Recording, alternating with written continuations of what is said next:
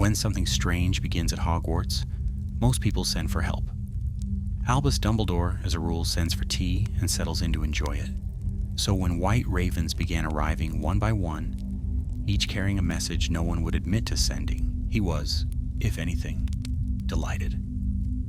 The first of them arrived during breakfast and landed in the headmaster's porridge. It did so with considerable dignity.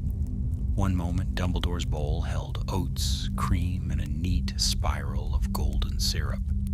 The next, it held a large, pale bird standing ankle-deep in all three, wings folded, black eyes fixed upon him, with an expression of patient accusation. All around the great hall, spoons stopped halfway to mouths. Professor Araminta Vel, who taught ancient runes and disliked surprises before tea, made a small noise behind her napkin. Dumbledore lowered the silver spoon he had been holding. "Good morning," he said. "I am afraid you have mistaken my breakfast for a bird bath, though I grant you the temperature is probably more agreeable." Lifting one foot clear of the porridge, the raven extended it towards him. A narrow blue ribbon had been tied around the leg, and from the ribbon hung a silver thimble with a lid no larger than a shirt button. The bird waited until Dumbledore had removed it, then stepped delicately onto the rim of the bowl and shook one foot so that 3 drops of porridge struck Professor Vel's sleeve. "I shall treasure the distinction," she said. "You have been chosen," Dumbledore replied. At the center of the staff table, Deputy Headmistress Honoria Marchbanks leaned forward, her square spectacles catching the candlelight. A brisk witch with iron-gray hair, she had a habit of treating every unexplained occurrence as though it had failed to submit the proper paperwork. "Is it an owl?" The raven turned its head and looked at her. "No," said Dumbledore after a thoughtful pause. "I do not believe so." A laugh traveled uncertainly down the Gryffindor table, and the raven ignored it, just as it ignored the bacon offered by a 6-year Hufflepuff, the toast extended by Professor Berridge, and a sugared almond produced from the sleeve of the charms master, who maintained that almonds were irresistible to every intelligent creature. When the house elves sent up a fresh bowl of porridge, the bird stepped into that one instead.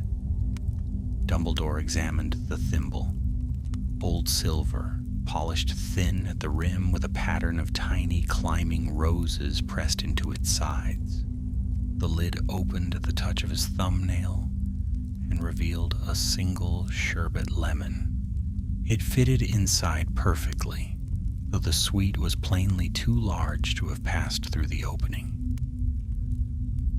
"Headmaster," said Marchbanks, "I strongly advise that you do not eat it."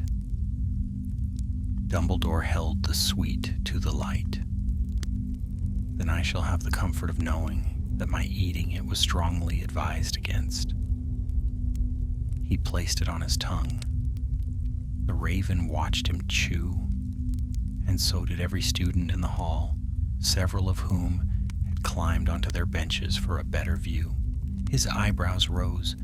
He took his time, considering the flavor with the seriousness others reserved for international treaties, then glanced down at the empty thimble.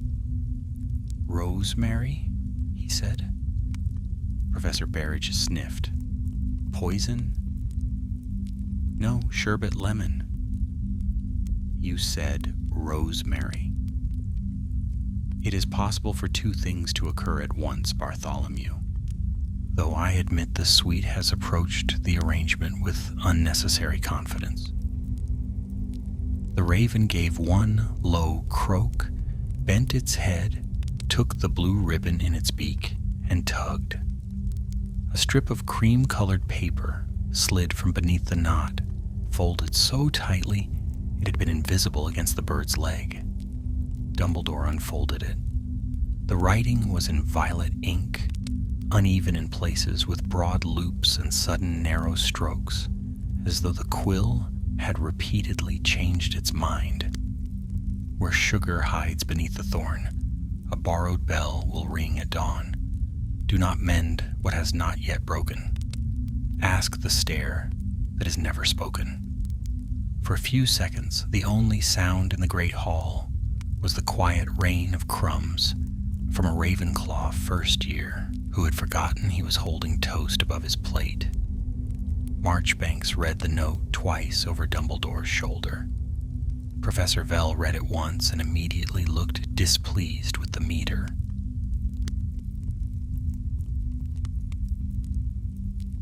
"Is that a threat?" asked Berridge. Dumbledore smiled at the paper. It would be a rather courteous one.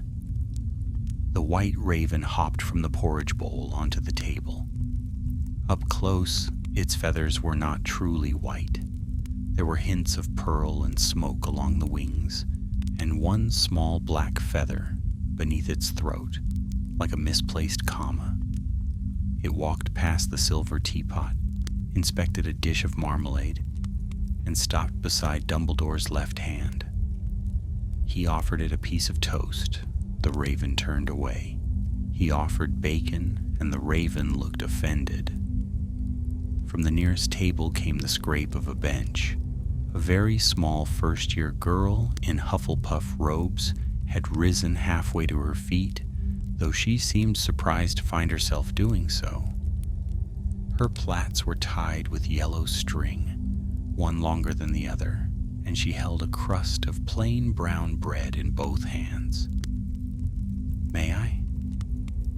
she asked. The raven flew to her. Its wings crossed the hall without stirring a single candle flame. Landing on the table before her, it accepted the bread at once and ate 3 neat pieces from her fingers. The girl's mouth opened. The rest of Hufflepuff burst into applause, which caused her to sit down so abruptly that her goblet tipped into her lap. Dumbledore rose, taking the note and thimble with him. "Miss Elspeth Pike, sir." "Have you met our guest before, Miss Pike?" "No, sir." "Has our guest met you?" Elspeth looked at the raven, and the raven looked at Elspeth. "I don't think so, sir." A promising beginning. Professor Marchbanks caught him by the sleeve as he stepped down from the dais. "Albus, where are you going?" "To ask a staircase a question." "There are 142 staircases in this castle?" "Yes," said Dumbledore. "That is what makes it an interesting question." The raven stayed with Elspeth until she had finished her bread. Then it lifted from the Hufflepuff table, circled once beneath the enchanted ceiling, and flew towards the open doors.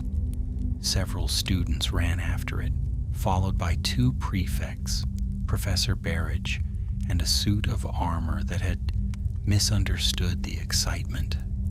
By the time they reached the entrance hall, the bird had vanished, and no one had seen it pass through the doors. Beside the marble staircase, Dumbledore stood with the silver thimble balanced on his palm. He was still smiling, though his gaze had moved beyond the place where the raven had disappeared. With one finger, he turned the thimble until the tiny roses caught the light. Then, very softly, somewhere inside the castle walls, a bell rang once. It rang again after lunch, though only Dumbledore appeared to hear it. He paused halfway through a conversation with Professor Marchbanks, one concerning a corridor that had recently begun leading to the wrong lavatory. His head tilted towards the ceiling. His hand remained inside a paper bag of sherbet lemons. Marchbanks waited 3 seconds, which was longer than she usually allowed silence to continue without official permission. "Well?" she said. "Quite," said Dumbledore, and removed an empty hand from the bag. The sound had come from somewhere behind the stonework near the fourth-floor landing, a thin, silvery note, too small for a church bell and too clear for any of the cracked handbells kept in the music cupboard. Dumbledore followed it past a tapestry of 3 trolls, attempting to teach etiquette to a goat, then stopped before a narrow staircase that descended towards the west side of the castle. Marchbanks peered down it. That stair leads to the old arithmancy rooms. On Tuesdays, it is Tuesday. So it is. That simplifies matters almost disappointingly. 17 steps, then a square landing, then 17 more. Halfway down, the portraits thinned and the torches burned with small blue flames. At the bottom stood a door that Dumbledore knew had not been there the previous week, painted the pale green of unripe apples and fitted with a brass handle shaped like a curled, sleeping mouse. Marchbanks reached for her wand. Locked? Dumbledore tried the handle. Worse. Polite. A small plaque appeared above the keyhole. Please knock. He knocked 3 times and the door opened onto a cupboard. It was a generous cupboard by Hogwarts standards, large enough to hold 2 brooms, 4 broken desks, and a professor with modest expectations.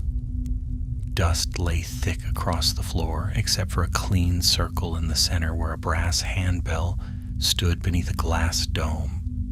Beside it rested a saucer of sugar cubes, each one pierced through the middle by a fresh green thorn. Sugar beneath the thorn, Marchbanks murmured. Dumbledore crouched without touching anything, no taller than his thumb. The bell had a handle shaped into a raven's head, and a thin strip of blue ribbon lay caught beneath its rim. He leaned closer. The bell rang by itself. Marchbanks stepped back and observed that this was never a reassuring habit in an object. Dumbledore found that it depended what the object had to say. The glass dome refused to lift for Marchbanks.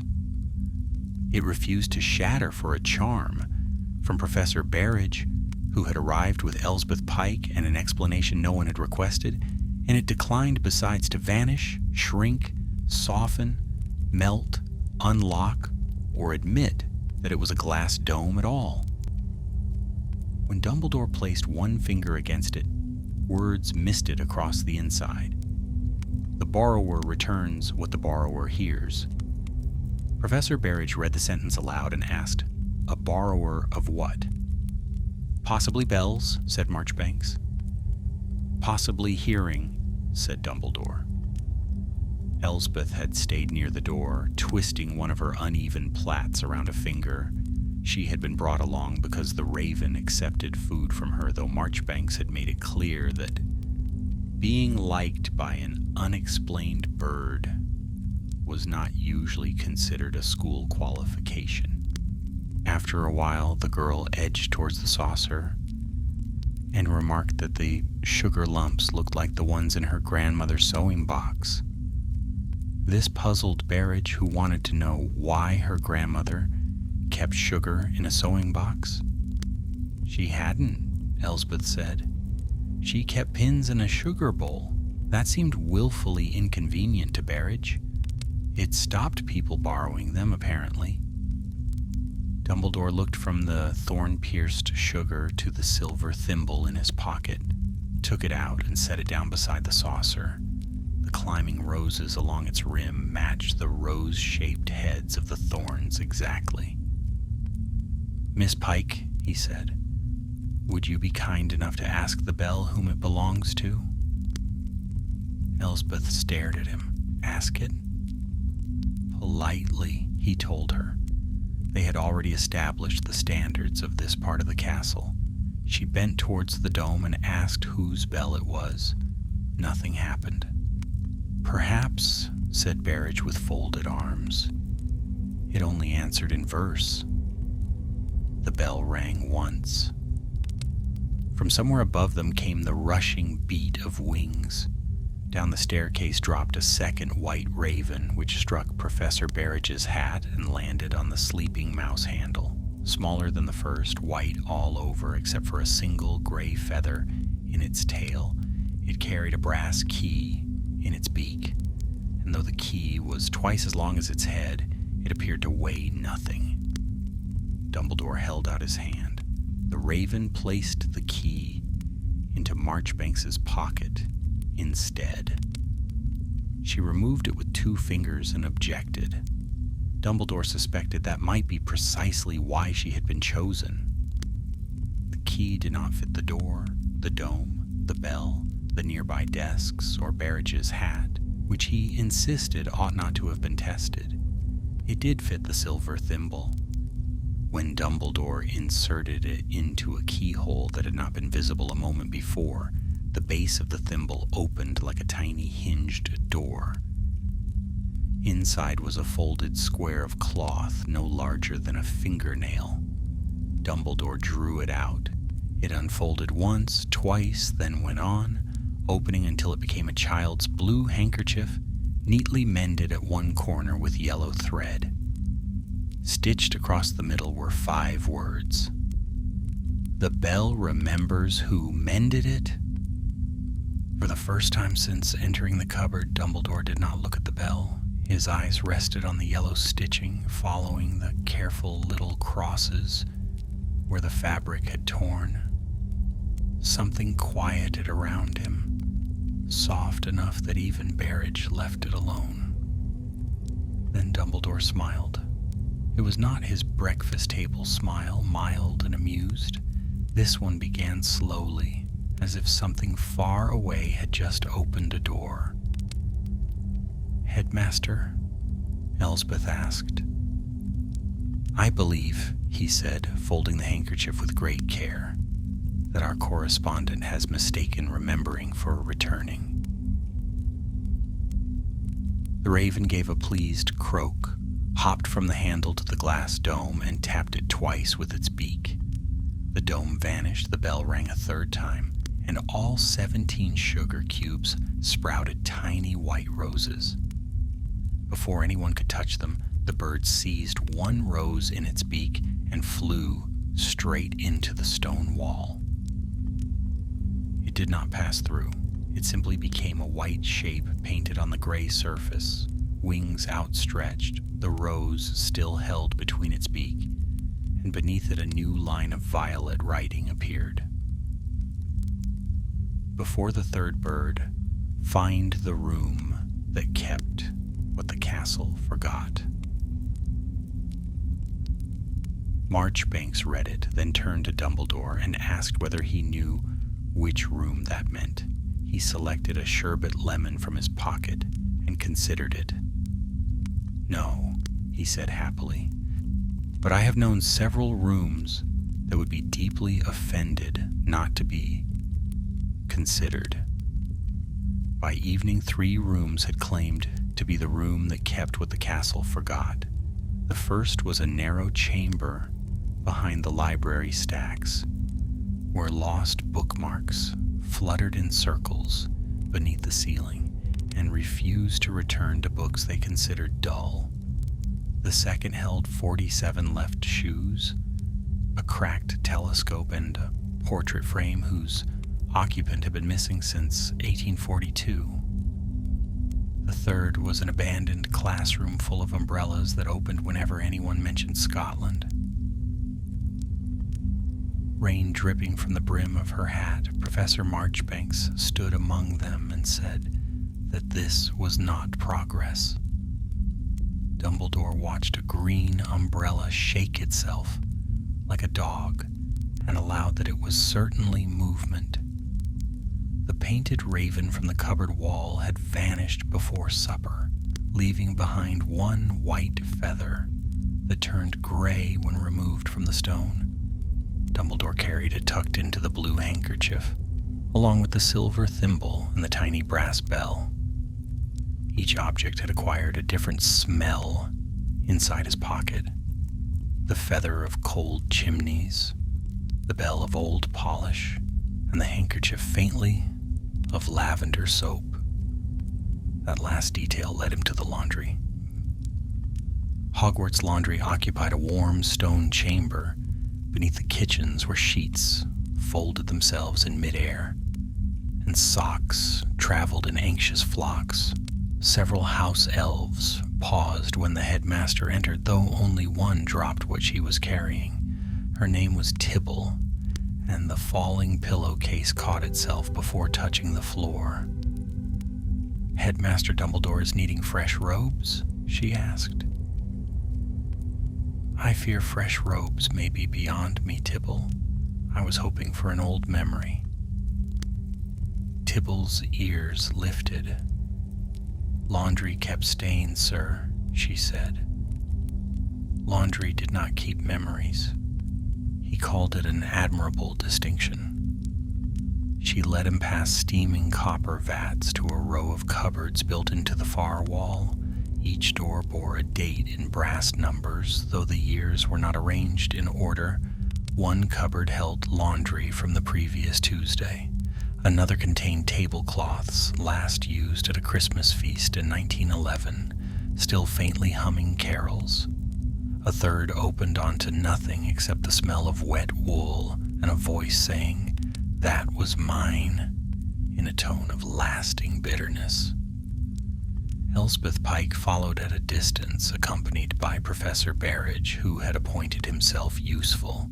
Marchbanks had appointed herself necessary. Dumbledore had objected to neither arrangement, though he had given Elspeth permission to leave whenever the mystery became less interesting than homework. It hadn't yet, she told him. That was very generous of it, he said. Near the end of the passage stood a cupboard without a date. Its brass handle had worn smooth, and a line of pale soap had gathered beneath the door. When Tibble tried to open it, the cupboard shuddered and slid 3 inches to the left. "Ah," said Dumbledore. "Cupboards," Marchbanks pointed out, "should not retreat. Few things," he answered, "enjoyed being cornered." The cupboard moved again when Berridge approached. It allowed Elspeth within 6 feet, tolerated Marchbanks at 4, and remained perfectly still when Dumbledore stepped forward and held out the blue handkerchief. The door opened at once. Warm air spilled into the passage, carrying the scent of lavender, starch, and something sweet baking far away. Beyond the threshold lay a room much larger than the cupboard could contain, its washing lines stretching into a soft golden distance and hung with hundreds of small garments. Children's gloves, patched school robes, knitted scarves, and square cloths mended with thread in every color. "Who do they belong to?" Elspeth whispered. "No one now," said Tibble. "These is what children left behind long ago. Things too loved to throw away and too forgotten to be asked for." A white shape moved between the hanging clothes. The third raven appeared upside down, clinging to a washing line with both feet. Rounder than the others, it carried a wooden clothes peg in its beak, and rather than fly to Dumbledore, it shuffled along the line until it reached a tiny red sock, where it refused to move. Dumbledore approached slowly and told the bird it had chosen a commanding position. The raven dropped the peg. It struck the floor and sprang open into a miniature pair of wooden doors. Beyond them lay a doll's room, 1 chair, 1 cold fireplace, 1 small iron bed. A sealed envelope rested on the bed, addressed in violet ink. "To the one who remembers the wrong things." Berridge leaned over Dumbledore's shoulder to read it and offered that this could be almost anyone. Marchbanks adjusting her spectacles, pointed out that it was plainly addressed to the headmaster. Dumbledore lifted the envelope and turned it in his fingers. The seal showed a rose crossed by a sewing needle. He did not break it. Instead, he looked up at the red sock hanging above them and touched one finger to a patch sewn neatly across the heel. "Yellow thread," Elspeth said. The stitches matched the mending on the blue handkerchief. Inside was a strip of parchment covered in lists. No riddle this time, only dates, cupboard numbers, the names of garments, and brief remarks in a cramped hand. Mabel Crowther, scarf, cried when washed. Peregrine Dot, mitten, returned twice. Mirel Quill, blue handkerchief, refused replacement. At the final name, Dumbledore's thumb stopped against the parchment. The raven let go of the washing line and righted itself with a rustle of white wings. For one quiet moment, Dumbledore did not smile. His gaze rested on Mirel Quill's name, then moved to the handkerchief in his palm and the tiny iron bed inside the wooden doors. Elspeth was watching him. Did he know her? "I knew of her," he said. The pause that followed was long enough for a sheet to fold itself twice nearby. Then his smile came back, wider than before, and he announced that their ravens had been asking entirely the wrong question. When Marchbanks frowned and asked which, he said only, "Who sent them?" The third raven gave a delighted croak and seized the red sock in its beak. It flew once around the golden room, passed straight through a hanging curtain of pillowcases, and vanished with the sock still trailing behind it. On the washing line where the sock had been, a new message appeared, stitched in yellow thread across empty air. "Ask instead who taught them to come home." The name Mirel Quill appeared in 6 school records and 1 recipe for cough syrup. Dumbledore found the recipe first. Someone had written it in the margin of a potions inventory from 1951, beside a complaint about missing peppermint, and a note warning that 3 drops of mooncalf milk were sufficient unless one wished the patient to sing. Beneath it, in smaller handwriting, a second person had added, "Mirel says rosemary disguises the taste." He read the sentence twice, then set a sherbet lemon on the page and watched it roll towards the ink. Professor Marchbanks stood opposite him in the headmaster's office, surrounded by open ledgers and steadily losing patience with the furniture. The little tables kept rearranging themselves for a better view of the investigation. One had edged so close that its clawed feet now rested on her shoe. "Tell me what you know," she said. He knew that Mirel Quill had attended Hogwarts from 1948 until 1955, a Hufflepuff, an excellent hand at herbology, an indifferent duelist, and forever late to Transfiguration because she stopped to rescue things. What things? Marchbanks wanted to know. Birds, mostly. Once a hedgehog. On another occasion, Professor Dippett's hat. Marchbanks looked at him over her spectacles and asked whether the hat had been in danger. Only of being worn. Mirel's name ran through the school registers in darkening shades of ink. Her first-year entries praised her patience and criticized her spelling. Later reports mentioned her skill in mending damaged magical objects, though Professor Merriweather had underlined the word damaged and written beside it, "She cannot be persuaded that ownership matters less than need." Her final record included a discreet note about white raven feathers found in the old owlery. Elspeth Pike sat cross-legged on the rug beside Fox's empty perch, sorting slips of parchment into piles.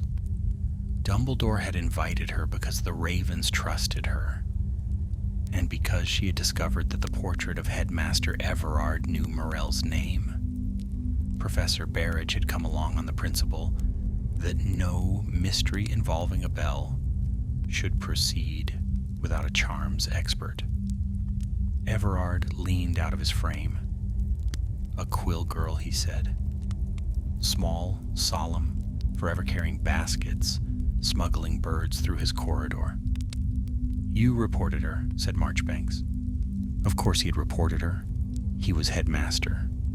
And then he had told her to use the servant's stair. Less draft. Dumbledore offered the portrait a sherbet lemon.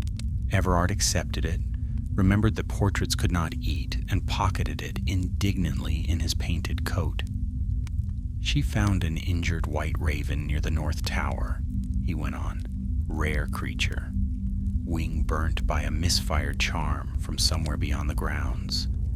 The girl hid it in a disused classroom and fed it toast soaked in milk." "Brown bread?" Elspeth asked. Everard squinted at her. "Possibly." The office window rattled. Something pale struck the glass, slid down 3 panes, and vanished below the sill. Barrage rushed to open the window. Dumbledore stayed by the desk. A moment later, the 4th raven rose slowly into view, flapping backwards with considerable effort, and entered tail first. It landed on a brass globe, overbalanced, and clung to Scotland with 1 foot. Its feathers were cream rather than white, and a narrow strip of green cloth had been tied around its neck like a scarf. In its beak, it carried a small clay flower pot filled with earth. Barrage held out both hands and told it to give the thing here. The raven dropped the pot into Dumbledore's hat instead. "That was my second suggestion," Barrage said. Dumbledore lifted the flower pot from among the silver stars. Nothing grew in it. The soil looked ordinary enough, though a faint ticking came from beneath the surface. He set it on the desk and offered the raven a sherbet lemon. The bird took the sweet, examined it, and pushed it into the globe, at the approximate position of Belgium. "A critic," said Dumbledore. Elspeth came over with a crust of brown bread. This the raven accepted at once, then untied its green scarf and laid the cloth across the flower pot. Yellow words appeared upon the fabric. "Water what is already grown." Marchbanks looked into the empty soil and observed that nothing had grown. "An unusually serious objection from a flower pot," said Dumbledore. He poured water from the silver kettle. The soil drank it without darkening. A second cup went the same way, then a third, and the ticking beneath the surface quickened with each. Barrage suggested sunlight. Marchbanks suggested caution. Elspeth suggested asking the plant whether it was thirsty. Dumbledore bent towards the pot. "Are you thirsty?" The ticking stopped. From the earth rose a single green shoot, curling into the air like a question mark. It opened 2 tiny leaves, shivered, and produced a white rose no larger than a button. Inside the flower, where its center ought to have been, lay a miniature brass nameplate. Morell Quill, Assistant Keeper of Magical Avians, retired. He touched the plate with the tip of one finger. The letters warmed beneath his hand, and the rose gave off a scent of rosemary and laundry soap. Below the first line, a second inscription slowly surfaced. "Address unknown." "That is unhelpful," Marchbanks said. "Only if one believes addresses belong entirely to places." The fourth raven flew from the globe to Everard's portrait and began worrying at his painted pocket. After a short struggle, it extracted the sherbet lemon Dumbledore had given him and swallowed it whole. Everard shouted that this was theft. The raven sneezed a small cloud of silver sparks into his face and flew behind the frame. When the portrait was lifted from the wall, the bird had gone. A shallow hollow had appeared in the stone behind it. Inside lay a faded green scarf, a handful of white feathers, and a postcard showing a crooked cottage beneath 3 ash trees. Nothing was written on the back but a single sentence in violet ink. She lives where the birds return when they have forgotten the way. Dumbledore studied the painted cottage while the white rose in the flower pot folded its petals for the night. Did he know the place? Elspeth asked. Not yet, he said, and selected another sherbet lemon. But I rather think the birds do. The 5th raven arrived in the owlery and refused to fly. It sat inside an empty nesting box with both wings folded, watching the school owls come and go through the high arches. Each time one of them passed too close, the raven leaned aside with the expression of someone avoiding a badly carried umbrella. By the time Dumbledore had climbed the spiral stair, 3 barn owls had lodged formal complaints by nipping Professor Berridge on the fingers. I am beginning to suspect, Berridge said, sucking one knuckle, that birds dislike me. Only the perceptive ones, said Marchbanks. Dumbledore came in carrying the postcard of the crooked cottage, a saucer of brown bread, and the small brass bell. Behind him came Elspeth, with a basket over one arm. Tibble having insisted that mysteries conducted in towers required sandwiches. The raven watched them approach, then turned its back and stared pointedly at the wall. Good afternoon, Dumbledore said. The bird went on staring. You have chosen an excellent box, though perhaps the view is less than ideal. At that, the raven turned its head. He propped the postcard against the wall beside it. The painted cottage showed 3 ash trees, a sagging roof, and a blue door, with no path leading to it. And for several moments nothing changed. Then a tiny white bird appeared in the painted sky and flew down towards the chimney, and the real raven croaked once. It recognizes the house, Elspeth whispered. Or the chimney, said Marchbanks. Chimneys deserve recognition, Dumbledore said. They perform difficult work while being blamed for drafts. He offered the bird a piece of brown bread. The raven looked at Elspeth instead, and only when she had taken the bread from his hand did it hop forward to eat. Beneath its left foot lay a small object wrapped in yellow thread. Dumbledore unwound it carefully. Inside was a compass made from 2 buttons, a sewing needle, and a circle of cloudy glass. The needle did not point north.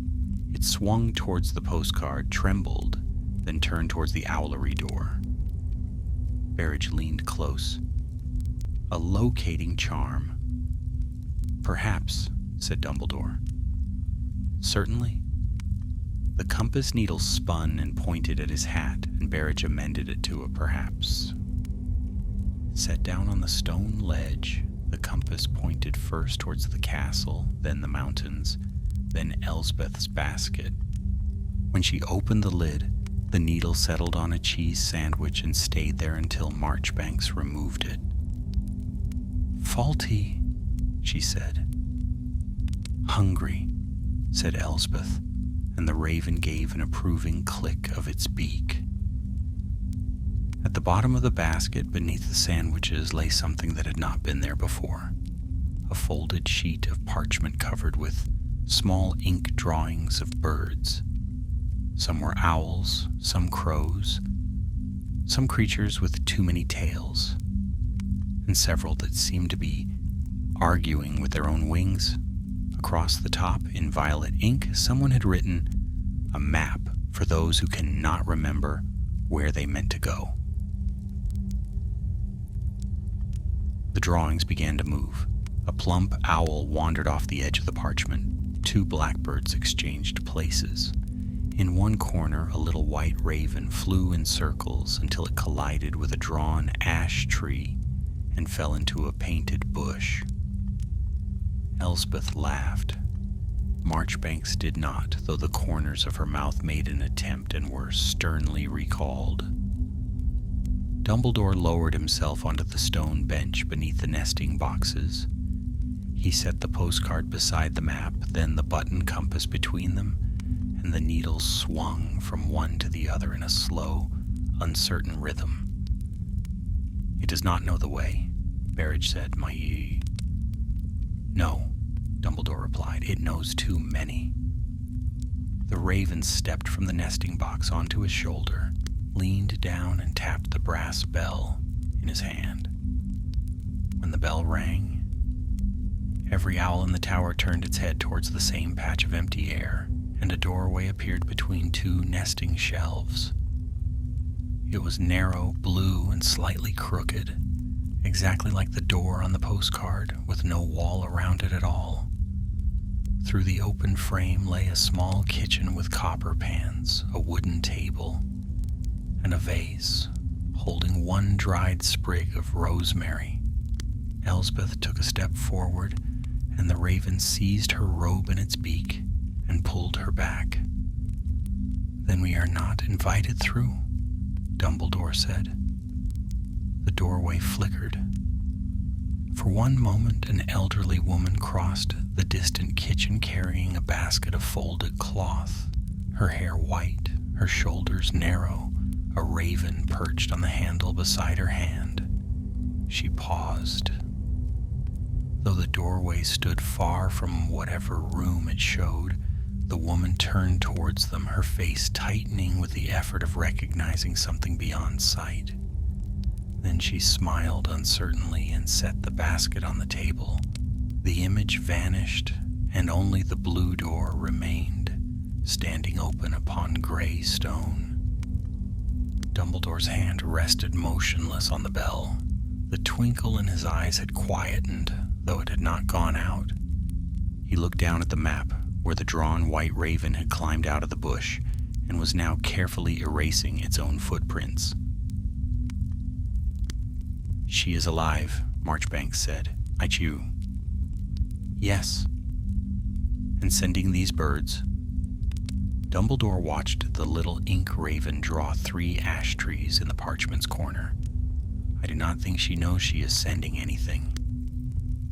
The real raven flew from his shoulder to the blue door, struck the empty frame, and vanished in a burst of white feathers, though none fell to the floor. In its place, a narrow strip of yellow cloth appeared across the threshold. When the hand forgets, the kindness remembers. The button compass gave one final turn and pointed down through the owlery floor towards the oldest foundations of Hogwarts. Beneath those oldest foundations, the button compass discovered that down was a matter of opinion. It led Dumbledore through a cellar of cracked cauldrons, around a corridor occupied by 6 sleeping suits of armor, and into a circular chamber where every door opened onto the same broom cupboard. Marchbanks tried the doors in a disciplined sequence. Berridge tried them in what he called an intuitive sequence, which appeared to involve muttering and choosing whichever handle looked friendliest.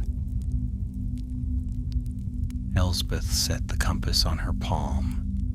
The sewing needle pointer swung towards the ceiling, then towards the floor, then settled upon Dumbledore's beard. "That is becoming a habit," said Marchbanks. Perhaps my beard knows the way. Barrage examined it. Does it often? It has never admitted otherwise. Dumbledore took the brass bell from his pocket and rang it once. The note traveled around the chamber and came back several seconds later, softened by distance. When he rang it again, the echo returned from behind the eastern wall. The third time, a second bell answered from somewhere below, and the compass needle pointed straight down. Elsbeth knelt and brushed dust from the stones. Beneath her fingers lay an outline, no larger than a serving tray, with a tiny brass handle set into the floor. Marchbanks pulled it open on a ladder descending into darkness and a smell of feathers, old wood, and lavender soap. Barrage peered over the edge. That cannot be part of the castle plans. Many of the best parts object to being planned, Dumbledore said. The ladder ended in a low room lined with shelves, where hundreds of small wooden boxes rested, each fitted with air holes and a brass label. Some contained feathers, others held broken eggshells, twists of ribbon, scraps of parchment, or little bowls, polished smooth by beaks. At the center stood a long work table scarred by claws. Elsbeth lifted her lantern. Was this an infirmary? Of sorts, said Dumbledore. A faded notice hung above the table. Quiet, please. Recovering birds may bite. And beneath it, in younger and less orderly handwriting, someone had added, So may the keeper. Marchbanks read the addition and gave Dumbledore a sidelong look. Morel? I should be disappointed if it were anyone else. They moved slowly among the shelves. Each brass label bore a date and a brief description. Tawny owl, injured wing, rook, curse singe, moon pigeon, excessive moonlight.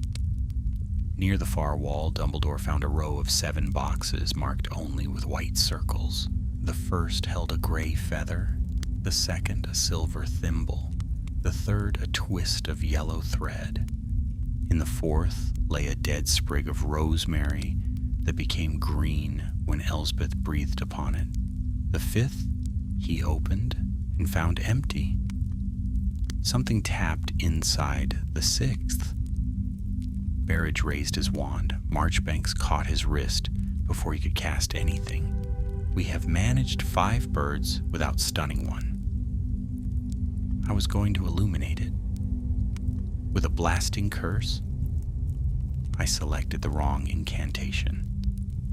Dumbledore lifted the lid, and the 6th white raven sprang out and landed squarely on Barrage's head. This one was very young, with untidy feathers, and one wing held slightly crooked, and around its leg hung a tiny wooden tag bearing the number 7. There are only 6 boxes, Elsbeth said. The raven tugged Barrage's hair. There may soon be only one professor, Marchbanks observed. Dumbledore held out his forearm, and the bird hopped onto it without hesitation. Unlike the others, it accepted no bread from Elsbeth. It refused bacon, apple, cake, and a sherbet lemon. Offered rosemary. It sneezed. What does it want? Elsbeth asked. Dumbledore studied the crooked wing. Something it has already had. He laid the blue handkerchief across the work table, and the raven stepped onto it at once. Its claws snagged in the yellow stitching, and the crooked wing lowered by degrees into an easier position. Beneath the feathers, a small wooden splint appeared, bound with thread in the same careful crosses as the mended corner. Elspeth touched one stitch and said the bird had been treated. Or she remembered treating one much like it, said Dumbledore. 3 times the raven bent and pecked the table. A hidden drawer slid open beneath Dumbledore's hand, and inside lay a stack of school essays tied with green ribbon, everyone bearing Morel Quill's name. The top parchment carried a title: A Practical Method for Helping Birds Return to Places They Cannot Find. Barrage leaned over it eagerly, asking whether it was a transport charm. "No," said Dumbledore, beginning to read, something much less sensible. Morel's essay described a spell built from familiarity rather than direction.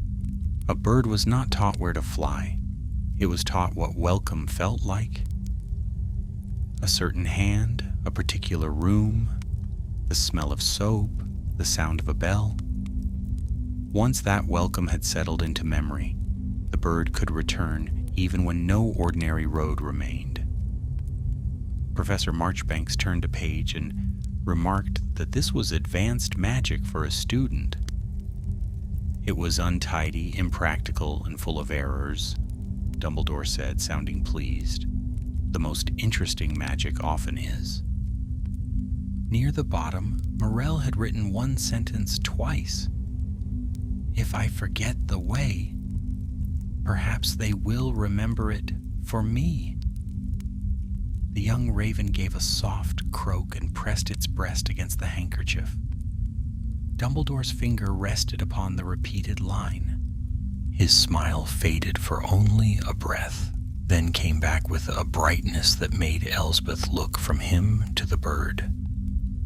"She did not send the ravens to Hogwarts," he said. Marchbanks folded her arms and pointed out that he had said that already. "I was wrong in a more interesting way this time." He lifted the 7th tag from the raven's leg. On the reverse, tiny violet letters appeared one by one. The castle sent them back. Above the work table, something rustled inside the empty 5th box. When Elsbeth opened it, 7 fresh white feathers rose into the air and arranged themselves like the points of a small star. At their center appeared the crooked blue door from the owlery, no larger than a playing card, warm golden light beneath it. The 6th raven stepped through. For an instant, the room beyond showed Morel Quill asleep at her kitchen table, one hand resting beside an untouched cup of tea, and around her chair stood 6 white ravens, silent and watchful. Then the little door closed, leaving the smell of rosemary in the underground room. The 7th clue arrived without a raven. At breakfast, Dumbledore found 7 white feathers arranged around his teacup, each pointing towards the center like the hands of an exceptionally indecisive clock. Between them sat a small square of toast, spread with marmalade and cut into the shape of a cottage. No one at the staff table admitted to placing it there, though Professor Barrage had orange jam on both cuffs and claimed this was entirely unrelated. Dumbledore lifted the cottage by its chimney and pronounced the craftsmanship excellent. "It has no door," said Marchbanks. "Perhaps it prefers visitors to knock on the roof." He tapped the toast lightly against the saucer, and a tiny blue door appeared in the crust and swung open. From inside came the muffled sound of birds, then a woman's voice saying, No, the yellow thread is for wings," as clearly as if she stood beneath the table. Elsbeth Pike, seated nearby by special permission, and still looking alarmed by the privilege, leaned closer and murmured that it was her. Dumbledore turned the toast so the little doorway faced him. "Muriel?" Nothing answered. He waited. A spoon clinked at the Slytherin table. Somewhere among the rafters an owl rustled, and still he held the toast with the serene patience of a man who had once spent an afternoon waiting for a stone gargoyle to finish a joke. last the voice returned. "You're early." "Am I?" "You always were." Marchbank's eyes narrowed, and she said the woman knew him. "Or remembers someone who sounded similar," Dumbledore replied, his smile shifting by half a degree. Inside the Toast Cottage, a chair scraped across a floor. The sound came nearer, accompanied by a soft tapping like a beak against wood, and then Morell asked whether he had brought the bell back. Dumbledore placed the tiny brass bell beside the Marmalade House, and it rang once without being touched. Every white feather on the table lifted upright. The Great Hall disappeared from the polished surface of the teapot. In its place appeared a small kitchen with copper pans, bundles of dried herbs, and a crooked blue door.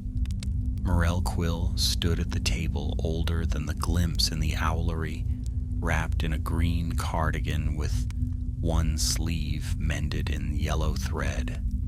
She was not looking at Dumbledore.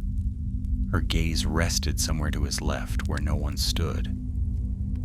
"You mustn't leave the window open," she said. "They'll forget which side they came through."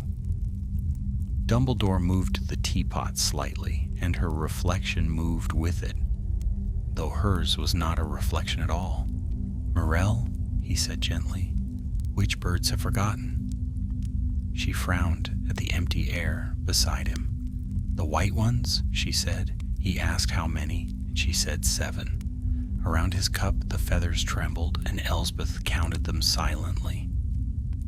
Morell reached for something beyond the edge of the teapot silver.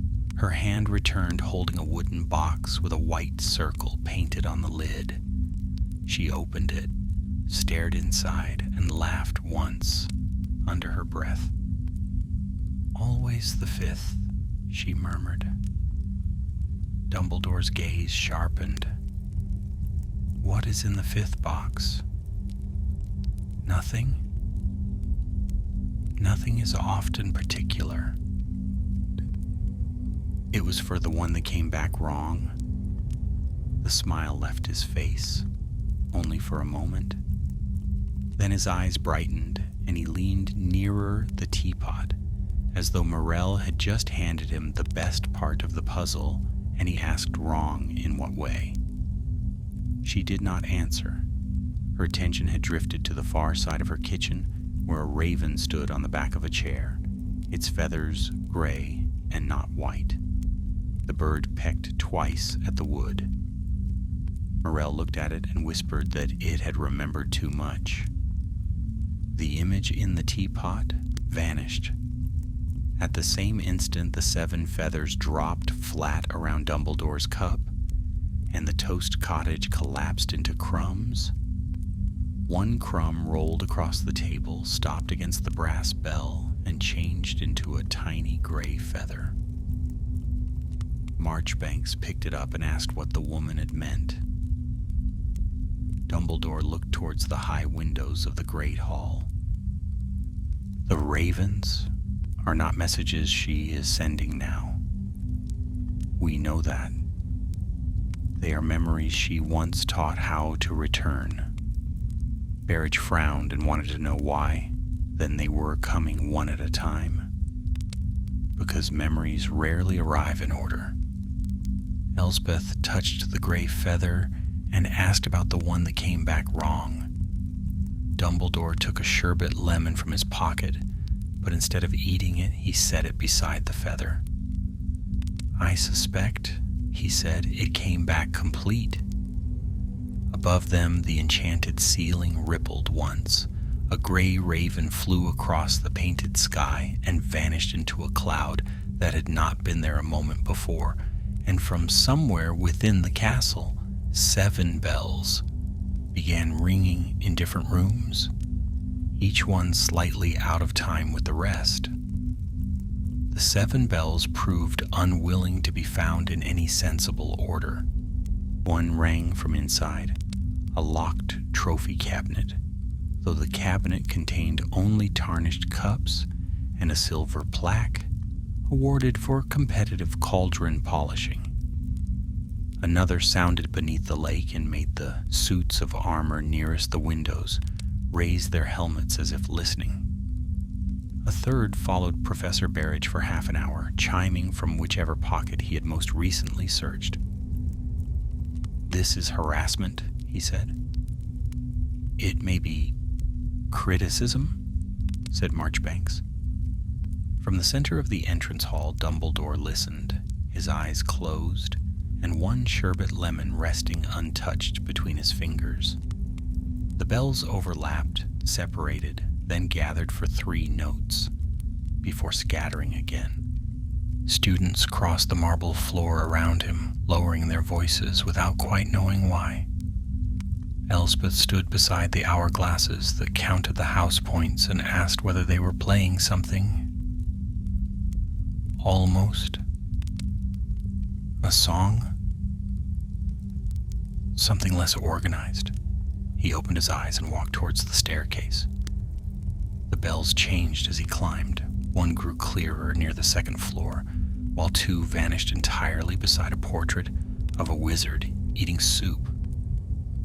Dumbledore turned back, descended 4 steps, and waited until the quietest bell answered from beneath the banister. Marchbanks followed with a notebook and asked if he was recording the sequence. "I am allowing it to record me. That sentence has no practical value. Then it is free to be charming." By mid-afternoon, Dumbledore had traced 6 bells to places bound up with Morel Quill's years at Hogwarts. One rang in the greenhouse cupboard, where she'd kept injured swifts warm beside the dragon dung compost. Another sounded from a niche outside the hospital wing, where she'd once spent 3 nights nursing a raven with a broken beak. Smallest of all was the bell that chimed beneath a loose stone in the Hufflepuff common room, beside a faded yellow thread knotted around a rusty nail. The 7th stayed silent whenever anyone drew near. Its note came only at a distance, faint and round, and always from behind them. Dumbledore stopped smiling. He stood in a deserted passage near the old owlery with one hand resting on the stone wall and the others halted several paces off. Even Barrage kept quiet. Then the bell sounded again, and his smile came back wider than before. "We have been walking towards it," he said. Marchbanks shut her notebook and observed that most searches involved that particular principle. "This one objects." He turned around. They retraced their steps without looking back, and the bell grew louder as they went. At the first corner, Elspeth began walking backwards too and nearly collided with a knight carrying a painted goose. By the 3rd corridor, all 4 of them were moving in reverse while a handful of students watched from an alcove with intense scholarly interest. From behind a tapestry they had already passed twice, the 7th bell rang. Without turning, Dumbledore reached back and lifted the edge. Set into the wall stood a small wooden door, no higher than his knee, painted gray and fitted with a white porcelain knob. "Do we continue backwards?" Barrage asked. "I should hate to disappoint it." And he opened the door over his shoulder. Beyond it lay the hidden bird room beneath the castle, though they had come to it from an entirely different floor. Shelves dim, work table dusty, and all 7 white circle boxes standing open. In the 5th waited a gray raven, larger than the others, a pale scar across its beak, and eyes so dark they held the room in perfect miniature. A ring of 7 brass keys hung round one leg. A folded scrap of parchment sat in its beak. It did not move when Elspeth offered brown bread. It ignored rosemary bacon, a corner of sponge cake. Only when Dumbledore laid the blue handkerchief on the table did the raven step forward, onto the cloth, but it still did not eat. Instead, it dropped the parchment down before him. The writing was Morel's, though steadier than the violet notes carried by the white birds. Albus, if this one returns, I have begun to lose the doors. Please do not bring me back to Hogwarts. Bring Hogwarts to me. Marchbanks read the message twice. She wrote this years ago. She expected this to happen. She feared it might. The gray raven lifted one foot. Dumbledore slipped the ring free and spread the keys across the table. 6 were ordinary brass, worn smooth with use. The 7th was white and seemed made of polished bone, though it felt warm in his palm. Each brass key opened one of the marked boxes, and inside lay the memories the white ravens had carried. The thimble, the bell, the handkerchief, the flower pot, the button compass, the wooden tag. Set together, their edges began to glow with a soft golden light. The white key opened nothing. Elspeth looked towards the empty 5th box and wondered aloud whether it opened a door Morel had forgotten, or one she has not yet made. Dumbledore said, turning the key between his fingers. The gray raven pecked the table once, and a line appeared in the dust. 1 room, 7 welcomes, no journey. Berridge leaned close and asked whether it might be a portable sanctuary charm. A memory of sanctuary, Dumbledore said. Marchbanks looked at the gathered objects. Can it be built? His eyes moved from the mended handkerchief to the rosemary rose and then to the bell that remembered who had repaired it. It already has been. The gray raven opened its wings. For an instant, every white bird stood around it. One perched on the shelves, one hanging upside down from a hook, one planted in an imaginary bowl of porridge, and behind them shimmered Morel's little kitchen, incomplete and transparent, its blue door hanging alone in the air. Then the whole vision folded into the white key, and Dumbledore closed his fingers around it. The 7th bell stopped ringing. Somewhere far beyond the castle walls, a woman laughed softly at something she had almost remembered. The 9th raven arrived after midnight, carrying a teaspoon. It came down the headmaster's office chimney in a brief cloud of soot and landed beside the silver instruments with the spoon held crosswise in its beak. From his perch, Fawkes opened one eye, considered the visitor, and tucked his head back beneath his wing. Dumbledore, who had been arranging 7 brass keys around a saucer, looked up with evident approval. "You have chosen a subtle hour," he said. The raven dropped the teaspoon into his tea.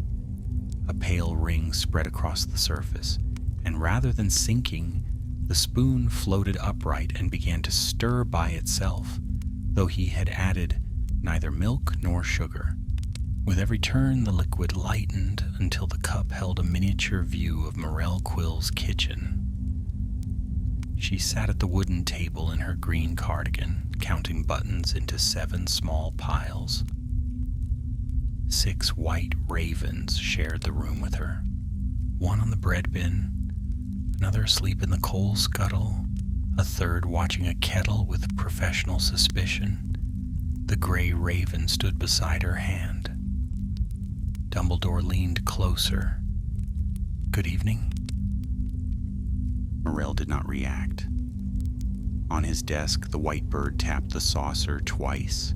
In the tiny kitchen, the gray raven repeated the gesture against the table. Morel looked up sharply. though her eyes settled on the empty chair opposite.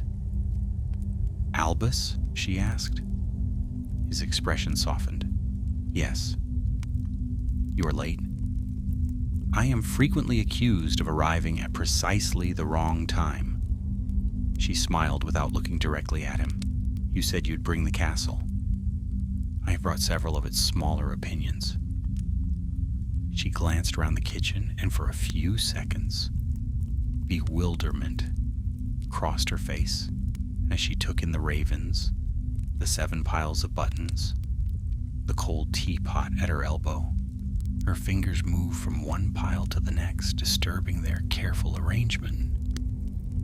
"I didn't send them," she said. "They went back." "Yes, I thought they might," she added before he could answer. Dumbledore let the silence stand. The raven on his desk lifted the teaspoon from the cup, and Morel's kitchen vanished from the tea and appeared instead on the nearest window, spread across the dark glass as though her cottage stood just beyond the tower. The image had sharpened, but pieces of it were gone. One cupboard faded into stone. The hearth flickered between warm bricks and an empty black square. Morel watched the gray raven. It remembered the bad day. His smile went still. "Which bad day?" "The day I left." Beyond the window image, 6 white birds shifted on their perches. She folded her hands. There was an outbreak in the owlery. Feather rot. Nothing dreadful if caught early. But everyone was frightened it would spread, and they ordered every bird removed from the castle. She reached towards the gray raven and stopped just short of touching it. This one was too ill to travel, so I hid it in the 5th box. Dumbledore looked at the empty place among the 7 objects on his desk. "They found you?" he said. "They found the room." Her mouth bent faintly. Everard pretended not to. From his painted frame, the former headmaster produced a sound that might have been a cough. "I stayed 3 nights, Morel went on. "The bird recovered. I did not. By breakfast, half the staff knew, and the other half were being remarkably deaf." She glanced at the yellow stitching on her sleeve. "I was sent home for a term. When I returned, the room had sealed itself." The raven beside her gave one quiet croak. Dumbledore picked up the white key. "The castle kept it." "No, the castle forgot where it put it." That made him laugh softly and with real delight. A distinction Hogwarts would value. The 9th raven hopped onto the saucer and pushed the teaspoon towards the white key. Where the 2 touched, the spoon's bowl filled with warm golden light, and a kitchen sound came out of it.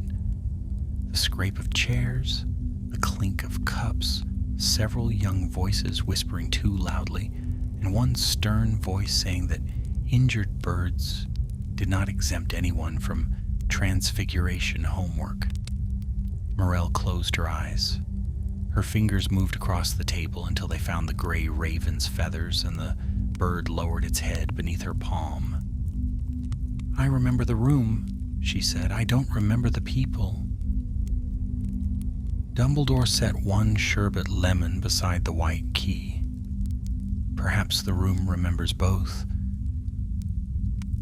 The 9th raven had refused everything else, yet it seized the sweet and carried it to the window, pressing the lemon against the glass until it became a small golden doorknob on Morel's blue door. And for the first time, that door opened from her side. Warm lamplight spilled through the headmaster's office, carrying the scent of rosemary and brown bread and old laundry soap, and under all of it the distant murmur of a room full of children trying to be quiet around a sleeping bird. Morel looked through the doorway. Her gaze moved across Dumbledore, the circling instruments, the portraits, Fawkes upon his perch, and recognition did not arrive all at once, but touched one thing, then another, like sunlight traveling slowly across a floor. "Your beard is longer," she said at last. "So I am told." He watched her take him in. "And you still put too much sugar in your tea," she added, at which he glanced at the teaspoon floating upright in his cup and remarked that he had been given no say in the matter this evening. Her smile deepened. On his desk, the Raven stepped through the open door and joined the others in Morell's kitchen, and before the doorway closed, it set something on the threshold, a single white button with a blue thread still attached.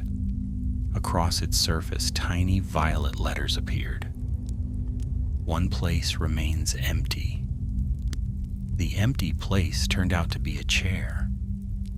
Dumbledore discovered it the next morning when the white button rolled across his desk, dropped onto the carpet, and vanished beneath a cabinet that had not moved since 1763.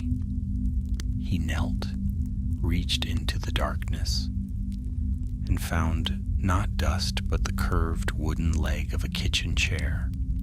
When he pulled, the cabinet gave a low sigh, shifted aside, and revealed a narrow blue door set into the wall.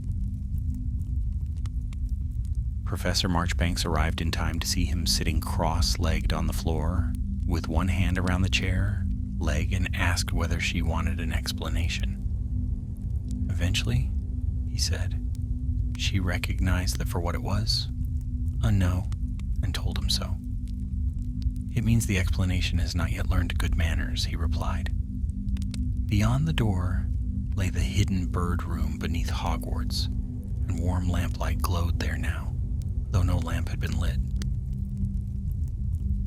7 boxes stood open along the shelves. Beside the work table waited 6 chairs of different sizes, and the 7th place was empty. Elspeth came in carrying brown bread wrapped in a cloth, and behind her walked Professor Barrage with a measuring tape and an expression of professional importance. He measured the doorway, the work table, and the nearest box, then announced that none of them agreed with their dimensions from the previous visit. Dumbledore said how troubling that was. Barrage agreed that it was.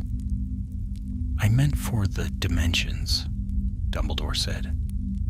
The white button lay in the center of the table, its blue thread stretching towards the empty place, crossing the wood and vanishing over the edge. Elspeth followed it under the table, where she found a child's name carved into the floorboards. Mirel Q. Owe. Beneath it, much smaller, were the letters A. D. Marchbanks, crouched beside them, and said that he had been here. He traced the old carving with one finger. Briefly, Barrage looked delighted and declared that he had helped her hide the raven. Dumbledore corrected him. He had helped her move a chair. That seemed disappointingly minor, Barrage said. At 17, said Dumbledore, it did not feel so. Then the room stirred around them. Dust lifted from the shelves, the scarred work table brightened, and old scratches filled with gold. 6 white ravens appeared one by one upon the backs of the chairs, though none had flown in through the door, and the 7th chair remained empty. Onto the table Dumbledore set the silver thimble, and beside it he placed the bell, the handkerchief, the rosemary flower pot, the button compass, the wooden tag, and the white key, until the objects formed a loose circle, each turning slightly towards the absent chair. "Bring Hogwarts to her," Elspeth said. "Only the part that knows how to sit quietly," Marchbanks replied. Dumbledore looked around the little room and said that might take some searching. He rang the bell. The first note woke the portraits nearest the corridor. The second sent a tremor through the floor. The third traveled out beyond the chamber and into the castle, where doors clicked open, staircases paused, and hundreds of candles bent their flames towards the same point. Nothing spectacular happened, and a teaspoon appeared. It floated through the blue doorway and settled beside the thimble, and then came a worn cushion from the Hufflepuff common room, a chipped saucer from the kitchens, and a square of window glass, holding the reflection of the old owlery at sunset. One by one, small things entered. A scrap of yellow curtain followed. A library bookmark fluttered in and tucked itself beneath the handkerchief. From somewhere high in the castle came the faint scrape of a chair dragged across stone. The seventh raven arrived walking. It stepped through the doorway with great care, gray feathers at its throat and one white feather in its tail, and behind it moved the missing chair, sliding across the floor without visible help. Before Dumbledore, it stopped, carrying in its beak a folded piece of parchment sealed with blue wax. He opened it. The message was only one line. "You left before the tea." He read it twice. Marchbanks looked at the carved initials and asked whether he had. "I was called away." "For 50 years," she said. "A regrettable delay." The raven placed one claw on his sleeve.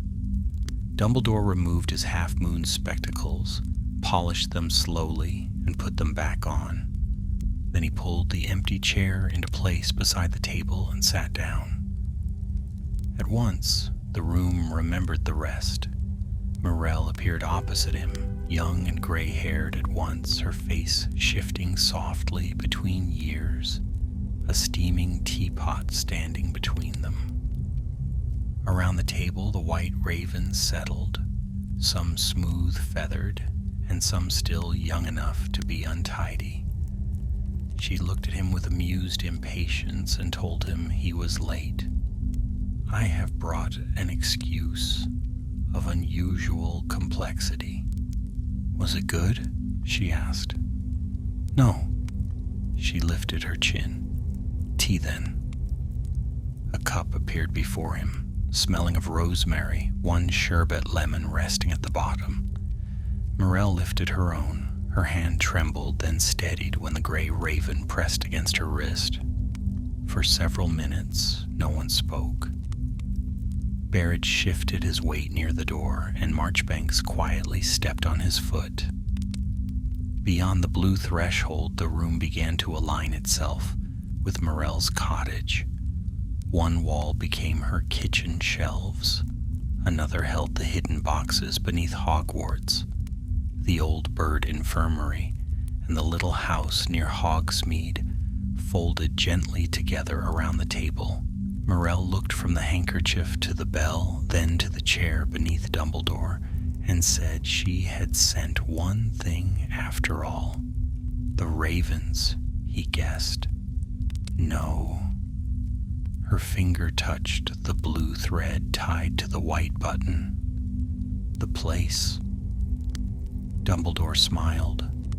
A tiny crack opened in the white key, and from it grew a thin green shoot, curling around the handle. By the time it reached the tabletop, it had opened into 7 small white roses. The ravens tucked their heads beneath their wings. Tea steamed between the two old friends, and the blue door remained open. The 11th raven came to Hogwarts 3 days later carrying a library card. It landed on the brass lamp beside Madame Cressida Morrow's desk and waited while she finished stamping a book on experimental broom varnishes. Almost entirely white, the bird had only 2 gray feathers above one eye, which gave it a permanently skeptical expression. When Madame Morrow reached for the card, it tucked the card beneath one wing and looked towards the door. This was a library, she told it, and one did not play games with the circulation system. The raven flew away at once. Through the reading room, it passed at shoulder height, trailing a blue ribbon from one leg, students ducking beneath it while Madame Morrow gave chase at a pace suggesting that damage to library procedure was more serious by far than damage to furniture. The bird circled a revolving shelf, waited for it to turn, then vanished between two sections marked Domestic Charms and Unreliable Memoirs. By the time Dumbledore arrived, the entire shelf had rotated backwards.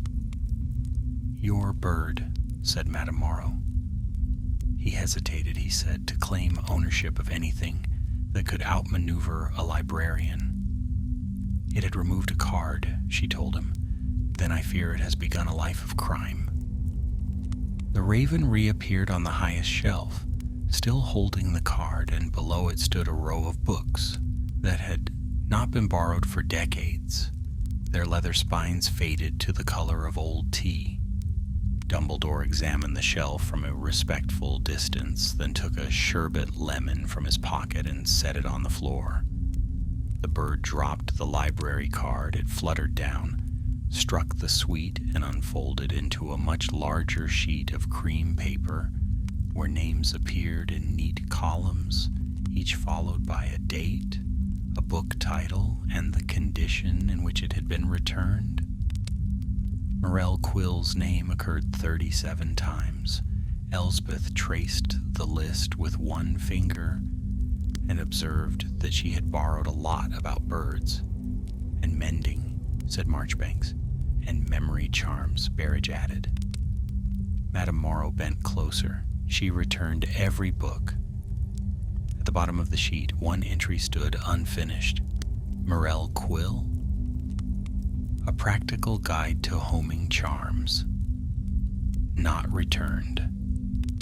Above them, the raven tapped the shelf, and a slim green volume slid out of its own accord to drop neatly into Dumbledore's hands. No title marked the cover. Yellow thread had been sewn through the spine, and a white feather kept the middle. 51 years overdue," Madame Morrow said. Dumbledore turned the book over in his hands and expressed a hope that the fine might be merciful.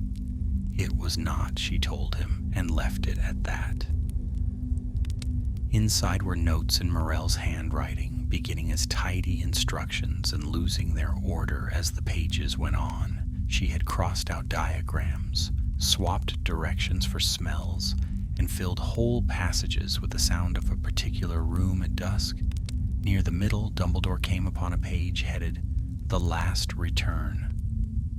Reading over his shoulder, Berridge recited the line aloud.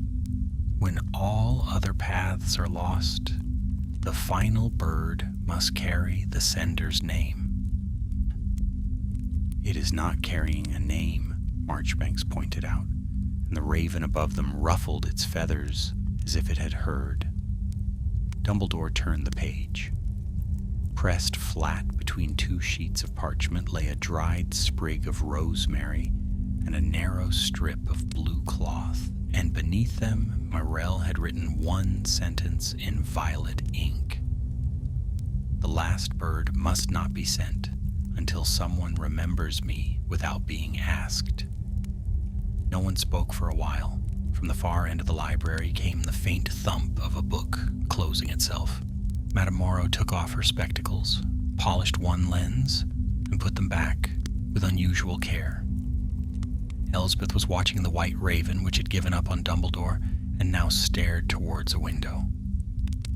"She was waiting," Elspeth said. Dumbledore ran a finger along the yellow stitching in the spine. "No," he replied softly.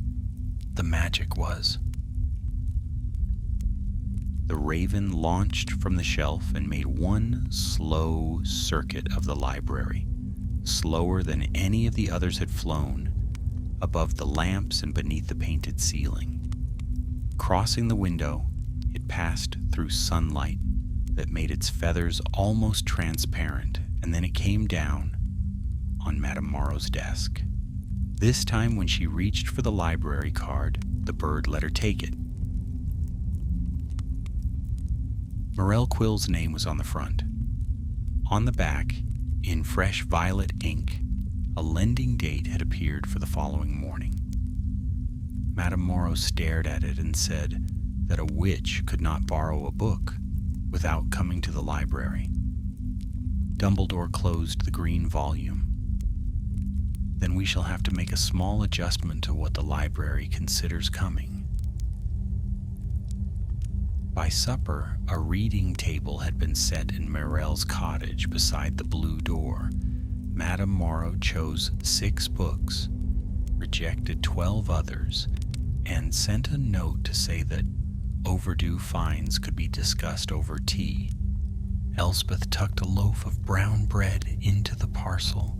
Berridge added a bookmark that loudly announced lost pages until Marchbanks silenced it. On top of everything, Dumbledore laid the green book. The 11th raven took the blue ribbon in its beak and bound the parcel with 3 precise pulls. Before it flew through the open door, it paused beside Dumbledore's hand. He held out a sherbet lemon. The bird accepted it, then tucked the sweet beneath one wing, as though saving it for someone else.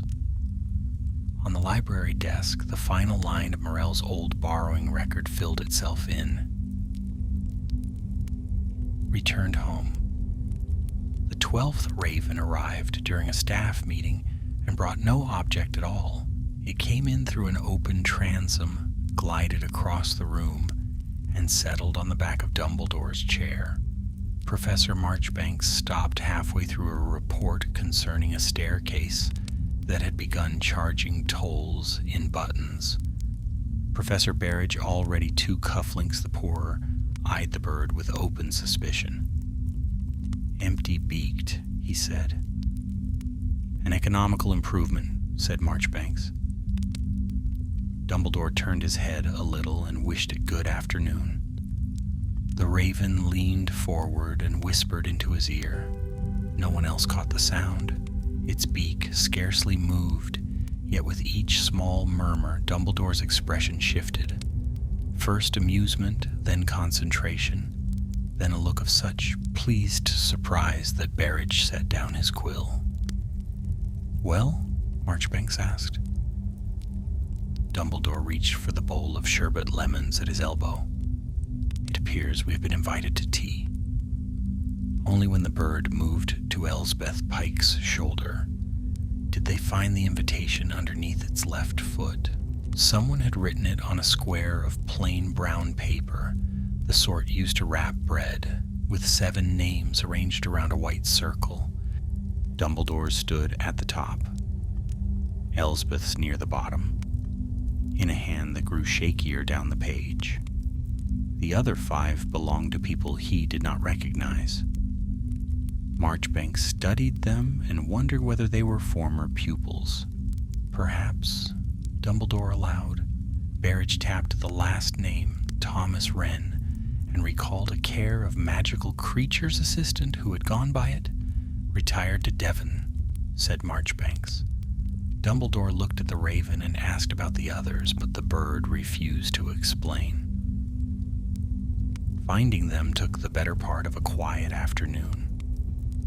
One was a witch who repaired clocks in York and remembered Morel as the girl who had given away both gloves during a winter detention because a fledgling owl was cold. Another was a retired healer who still kept a square of blue cloth in his instrument case. Thomas Wren wrote back to say he had wondered for 40 years who kept leaving rosemary on his doorstep each autumn. None of them had sent a raven. All of them agreed to come. At 5 o'clock, the blue door appeared in a small sitting room off the Great Hall. Dumbledore had chosen it because the fireplace was friendly, the chairs disagreed pleasantly about upholstery, and the wallpaper produced tiny gold stars whenever someone laughed. Tibble laid out a tea service and 3 kinds of bread. then came back twice to correct the placement of the spoons. The guests arrived by flue powder, by broomstick, and in one highly offended ministry carriage. At first, they stood about awkwardly, each holding some small relic they had never quite managed to throw away. A mended glove, a brass bird whistle, a cracked saucer painted with white roses. Elspeth met them at the door, while Dumbledore poured. Morel did not appear. Instead, the 12th raven went from chair to chair, touching each object with its beak, and every touch loosed a fragment of sound into the room. A girl's laugh escaped from the glove. The whistle gave up the rustle of birds settling for the night. From the cracked saucer came Morel's young voice. "Leave it by the stove. It bites less when warm." The guests began speaking to one another, and their memories did not match neatly. Thomas recalled Morel as bold. The clockmaker remembered her hiding behind curtains whenever praised. The healer insisted she hated tea, while an elderly witch named Cecily Brand produced a letter proving Morel had once drunk 6 cups during an examination. Dumbledore listened without correcting anyone, and beside him the raven perched with its head tilted as though doing the same. At last the blue door opened. Morel stood on the other side in her green cardigan, the gray raven resting on her wrist, the little cottage glowing with lamplight behind her. She looked at the room full of faces and stopped. No one hurried towards her. Cecily lifted the cracked saucer. "You never return this." Morel stared, then laughed. A small sound, almost lost beneath the fire, though the wallpaper answered with a scatter of golden stars. One by one the guests crossed the threshold. Some she knew at once. Others needed a name, an object, a sentence spoken twice. Dumbledore stayed by the tea table, adding hot water to the pot and pretending not to notice when Morel wiped her eyes with the corner of her sleeve. The 12th raven stayed behind. It hopped onto the empty chair opposite him and opened its beak, and out came the chiming of a single distant bell, then 7 wing beats, then the sound of a cupboard door closing gently. Dumbledore offered it a sherbet lemon. The raven took the sweet but did not eat it. Instead, it set it in the center of the brown paper invitation, the white circle filled with warm gold. And one last name appeared beneath all the others. Hogwarts. Beyond the blue door, Morel sat among old friends with the gray raven tucked against her shoulder. The 12th bird watched until her teacup was full, then rose into the air and passed through the golden circle, leaving one pale feather turning slowly above the empty chair. The last raven came at dawn and landed on Dumbledore's windowsill without making a sound. It was smaller than the others. Soft gray feathers ran along its back, and its white breast caught the first of the light. No ribbon circled its leg. No key, bell, button, or folded message hung from its beak. It simply stood beside the open window, looking into the headmaster's office as though checking whether everything had been put back properly. Dumbledore was already awake, sitting beside the fire in a plum-colored dressing gown, with Morel's green book open in his lap and a cup of tea balanced on one knee. Fawkes watched from his perch. In their frames, the portraits slept, all but Everard, who had arranged his face into the expression of a man who had definitely not been waiting. "Good morning," Dumbledore said, and the raven stepped inside. It ignored the silver instruments, the bowl of sherbet lemons, the plate of toast set out in advance. When it had examined the room to its satisfaction, it walked the length of the desk and stopped before an old wooden box that had appeared there in the night. A white circle marked the lid. "The fifth," Dumbledore murmured. The raven tapped it once and he opened it. Inside lay no feather and no memory of an injured bird. Only a folded note written in dark ink rather than violet, the hand careful but plainly recent. "Dear Albus, I remembered this morning that you did come back for the tea. You were only 51 years late. Mirel." He read it a second time. Behind him, Everard leaned so far out of his portrait that his painted slippers left the frame altogether and demanded to know, "Well?" Dumbledore folded the paper along its original creases. "It seems I have been forgiven with unnecessary accuracy." The last raven hopped to the edge of the desk and he offered it brown bread. It refused. Rosemary, then a sherbet lemon, then a corner of buttered toast. Each one refused in turn. Fawkes gave a low musical note from his perch, and the raven flew to him. For a moment the two birds regarded each other, one red and gold and ancient in the way of fire, the other small and pale, carrying the untidy persistence of old kindness. Fawkes lowered his head. The raven plucked a single golden feather from the edge of his tail, and the phoenix, for his part, appeared to permit it. Feather in beak, the bird returned to the wooden box and laid the gold plume inside. It shrank until it lay no longer than a sewing needle. Yellow thread appeared around it, winding itself into the careful little crosses that had mended the handkerchief, the cardigan sleeve, the broken wing beneath the castle. As the final stitch drew tight, the box opened at the sides and unfolded into a tiny room. 7 chairs stood around a table. Mirel sat in one of them, her green cardigan bright in the lamplight, and Elsbeth in another, feeding crumbs to a white raven perched beside her cup. Marchbanks was attempting to impose order upon a teapot that poured according to preference rather than request, while Berridge examined a spoon that had begun stirring his pocket. The 5 old friends from the previous evening filled the remaining chairs. One place had been kept. He touched the edge of the little room and it expanded, just enough for warmth to spill across the desk. Laughter with it, and the scent of rosemary, and the faint, dusty sweetness of Hogwarts corridors. Mirel turned towards him. "You'll miss breakfast," she said. "I've already made a start." She looked pointedly at the uneaten toast. Still holding the note, Dumbledore rose.